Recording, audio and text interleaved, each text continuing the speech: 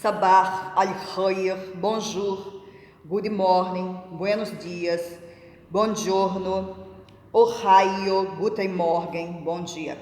27 de abril de 2020, sintam-se cumprimentados.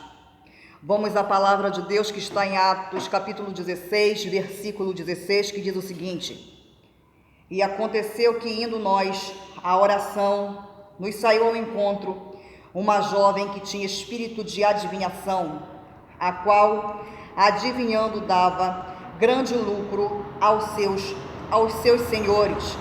Esta, seguindo a Paulo e a nós, clamava, dizendo: Estes homens que nos anunciam o caminho da salvação são servos do Deus Altíssimo. E isto fez ela por muitos dias. Mas Paulo, perturbado, voltou-se e disse ao Espírito: Em nome de Jesus Cristo, te mando que saia dela. E na mesma hora saiu. E vendo seus senhores que a esperança do seu lucro estava perdida, prenderam Paulo e Silas e os levaram à praça, à presença dos magistrados. E apresentando-os aos magistrados, disseram: Estes homens, sendo judeus, perturbaram a nossa cidade e nos expõem costumes que nos não é lícito receber nem praticar, visto que somos romanos. E a multidão se levantou unida contra eles, e os magistrados, rasgando-lhes as vestes, mandaram açoitá-los com varas. E, havendo-lhes dado muitos açoites, os lançaram na prisão, mandando ao carcereiro que os guardasse com segurança, o qual, tendo recebido tal ordem, os lançou no cárcere interior e lhes segurou os pés no tronco. Perto da meia-noite, Paulo e Silas oravam e cantavam hinos a Deus, e os outros presos os escutavam. E de repente sobreveio um tão grande terremoto que os alicerces do cárcere se moveram, e logo se abriram todas as portas, e foram soltas as prisões de todos. Glorificado e exaltado é o nome do Senhor, que vive e reina para todo o sempre. O abuso ali era muito grande, era visível. Muitos homens se aproveitavam, usavam aquela mulher porque ela tinha dons, mas aqueles dons não vinham da parte de Deus, mas sim, ela tinha um espírito maligno em seu corpo, ou seja, de adivinhação, e aquelas pessoas se aproveitavam dela para ganhar seu dinheiro. Até o demônio tem que reconhecer verdadeiramente que quando a pessoa é homem e mulher de Deus, ele tem que dizer: aí eu não posso, com aquele eu não posso, com aquela eu não posso, aí eu não posso investir. Ali verdadeiramente eu tenho que dizer: eles nos anunciam a salvação. O espírito maligno, por mais que eles falem a mentira, eles foram obrigados naquele momento a falarem através da boca daquela mulher que era adivinha, verdadeiramente que eles estavam anunciando a salvação. Passado por ali, Paulo e Silas, incomodados com tudo aquilo, porque eles sabiam que por mais que os demônios ali estivessem falando a verdade naquele momento, que é coisa que não existe, né? Mas quando procede de Deus para exaltar o nome dele, Deus ele pega as coisas loucas deste mundo para confundir as sábias. Deus faz assim. Então, aprove a Deus, que Deus, usado agora, o Espírito Santo, tomou Paulo e disse: sai dela, está livre, está liberta. E de imediato, aquela mulher ficou liberta. Aqueles espíritos demoníacos que tomavam a vida daquela mulher e traziam grandes lucros, muitos lucros para aqueles senhores. Pronto, acabou. E aqueles senhores, ou seja, ficaram muito perturbados, incomodados, porque chegaram ali homens verdadeiramente de Deus que estavam impedindo os negócios deles de prosperar. Ou seja, ali, independente da pessoa estar com problema ou não, o importante que precisava prevalecer não era a vida daquela pessoa, mas sim o dinheiro dos senhores. E por esse motivo, Paulo e Silas foram lançados na prisão. Aquele que verdadeiramente serve a Deus, ele vai incomodar, e não foi diferente na vida de Paulo e Silas. Lançados agora na prisão, no cárcere, à meia-noite, começaram a cantar e adorar. E Deus era na vida de ambos. Tanto é que as prisões sofreu ali um grande terremoto, onde todos foram libertos. Glorificado e exaltado é o nome do Senhor. Eu peço que você medite nessa palavra, que hoje em dia, o que mais você vê aí, cuidado com questão de profecia. Ah, Deus mandou, Deus falou, Deus avisou. Gente, a maior revelação é essa aqui. É a palavra de Deus. É a palavra de Deus. Então, não caia em toda a revelação que é colocada para você.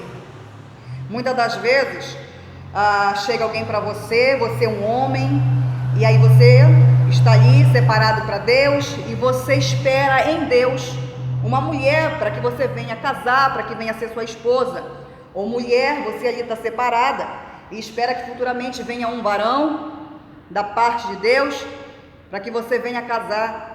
E chega muitas vezes alguém que se diz enviado por Deus na profecia e diz: olha, aquela pessoa que você está escolhendo não é para você, ou então aquela pessoa que você está escolhendo é para você.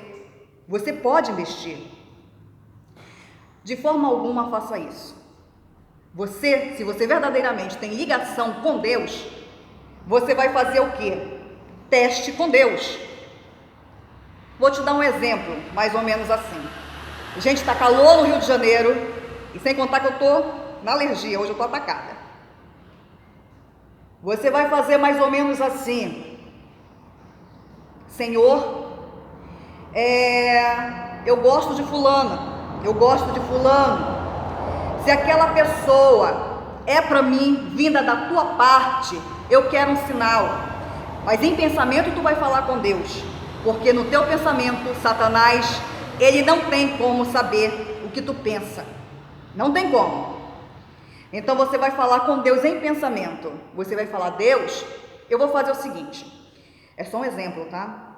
Se aquela pessoa que eu gosto surgir na minha frente, na minha porta, com um bolo de morango, aí é um sinal que verdadeiramente aquela pessoa é para mim. Você tem que pedir a Deus o auxílio dele. Porque tem gente que diz: ah, Deus não se mete na vida sentimental. Ele se mete e vai continuar se metendo sim, se você é um servo ou uma serva do Senhor. Porque Ele não quer que você venha bater com a cara no chão. Ele não quer que você venha no futuro sofrer, se machucar. Então, gente, está chegando aí, estamos agora no final de abril, está entrando maio, daqui a pouco chega mês de junho, Dia 12 de junho chega aí, Dia dos Namorados, e o que mais eu vejo são mulheres e homens desesperados para casar, para terem alguém. Só que aí não pedem o direcionamento da parte de Deus e acabam sofrendo. Quando se juntam, aquele homem não era de Deus, aí vem te machucar, vem te bater, vem te ofender, te maltratar. Psicologicamente, fisicamente. Então, peça o direcionamento do que você for fazer em tudo para Deus. Eu vou entrar justamente nessa questão agora. Eu vou aqui na Constituição Federal de 88, artigo 226, parágrafo 8, que diz: o Estado assegurará a assistência à família na pessoa de cada um dos que a integram, criando mecanismos para coibir a violência no âmbito de suas relações. Eu quero falar hoje de Maria da Penha Maia Fernandes. Ela foi abusada pelo seu marido na questão fisicamente. Ela levou um tiro, ficou paraplégica e posteriormente o marido tentou eletrocutá-la, vamos colocar dessa forma, e ela entrou na justiça, ela lutou, ela correu atrás, foi para o Ministério Público, foi até a polícia, ela se movimentou, ela lutou, sofreu, porque por mais que tivesse essa lei e nada estava sendo a mesma coisa. O Brasil estava sendo omisso com a situação da Maria da Penha. Mas não há mal que sempre dure, nem bem que nunca se acabe. Graças ao bom Deus, ela denunciou, na corte americana, na corte internacional, e que mandou o Brasil de imediato fazer uma lei para que fizesse daí valer realmente os seus direitos. A partir de então, vamos colocar dessa forma, a Maria da Penha pôde respirar. Ela pôde ver daí que estava começando a surgir um resquício de justiça. Mas o Brasil estava sendo denunciado por ter sido omisso. Eu quero parabenizar Maria da Penha porque ela foi uma guerreira. Ela lutou e conquistou e continua lutando. A Maria da Penha, a Lei Maria da Penha foi criada em 2006, a Lei 11.340, para ajudar tantas mulheres dentro das suas próprias casas, dos seus lares, que têm seus companheiros tão agressivos, que a maltratam psicológica, fisicamente. E é uma luta dela que não parou, mas que só foi atendida quando o Brasil foi denunciado. Foi uma justiça que ela teve que ter muita paciência, mas ela obteve a conquista dela.